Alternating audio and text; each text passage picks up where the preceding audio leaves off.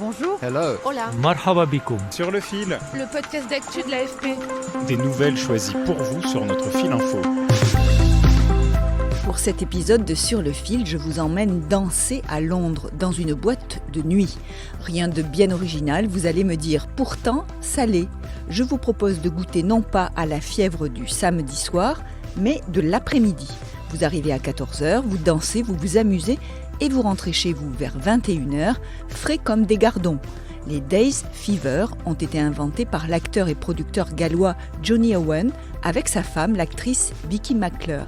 Le quinquagénaire est parti du principe qu'on peut aimer danser sans avoir forcément envie d'une nuit blanche.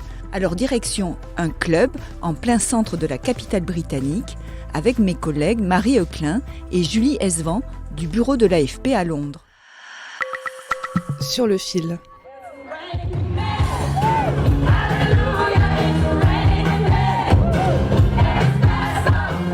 Il est 14h, les fêtards s'engouffrent dans le club. Ces quinquas ou cadras ont acheté leur ticket 19 €. Les tenues sont soignées comme pour une soirée. Paillettes pour certaines femmes, chemises élégantes pour les hommes.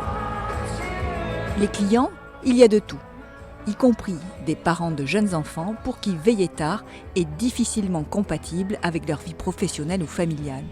Nicolas, une cliente de 46 ans, adore le concept.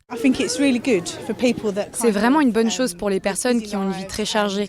Et ça vous donne l'occasion de vivre votre meilleure vie pendant la journée et éventuellement de ressortir le soir ou de rentrer chez soi.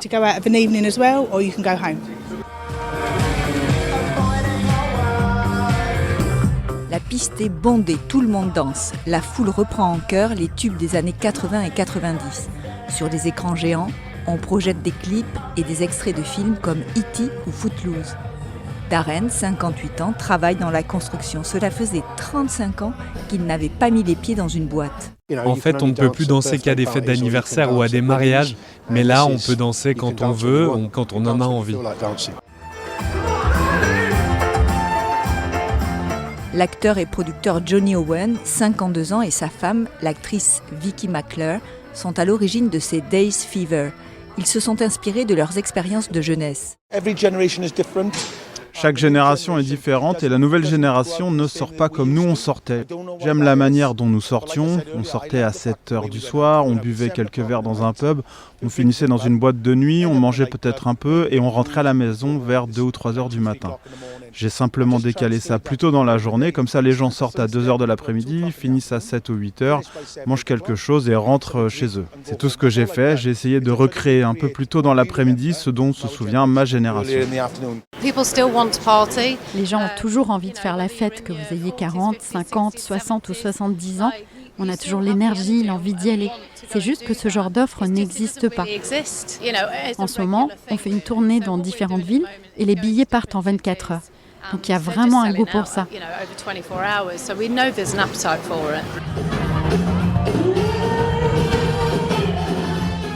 Après une première édition en décembre à Sheffield, dans le nord de l'Angleterre, les organisateurs ont prévu des dates un peu partout dans le pays. Ils affichent complet jusqu'en mai. Kelly, rencontrée à la sortie de la boîte à Londres, a fait 2 heures de train depuis Douvres. La fonctionnaire quinquagénaire a l'impression d'avoir remonté le temps. C'est vraiment bien, c'est vraiment très amusant. Oui, c'est une bonne idée. C'est difficile de croire que c'est un samedi après-midi à Londres et qu'au-dessus, il y a la vraie vie. C'est comme si j'étais retournée à mes 20 ans. C'est vraiment très amusant. L'industrie de la nuit a été durement touchée par les mesures de restriction au moment de la pandémie. Près d'un tiers des clubs britanniques ont définitivement fermé leurs portes entre 2020 et 2023.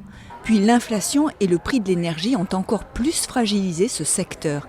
Alors pour les professionnels, ces Days Fever et leurs clients au porte-monnaie plutôt bien rempli représentent une bouée de sauvetage. Joe Richardson, le directeur adjoint du club londonien, a quand même dû s'adapter. C'est un tel succès pour nous. En fait, il y a moins de monde dans la salle aujourd'hui que d'habitude.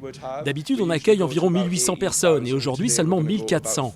C'est un choix du promoteur et on le respecte parce qu'il veut que ses invités puissent avoir de l'espace et passer un bon moment. Évidemment, dans une soirée de club normale comme la nôtre, avec 1800 personnes, on est serré comme des sardines. Tout le monde se sert pour regarder le DJ se produire. Mais lors d'un événement comme celui-ci, on a envie de danser, de communiquer, de socialiser. Et ils l'ont très bien compris. Ils ont fait un tabac, c'est le deuxième événement, je crois, et il a déjà fait salle comble dans tout le Royaume-Uni. Ce qui est absolument énorme et tout à fait inédit pour une fête qui se déroule en journée en particulier. C'est donc très impressionnant et c'est très bon pour nous en tant que lieu et aussi pour la vie nocturne à Londres. Merci de nous avoir écoutés. Sur le fil revient demain. Je suis Emmanuelle Bayon. À bientôt.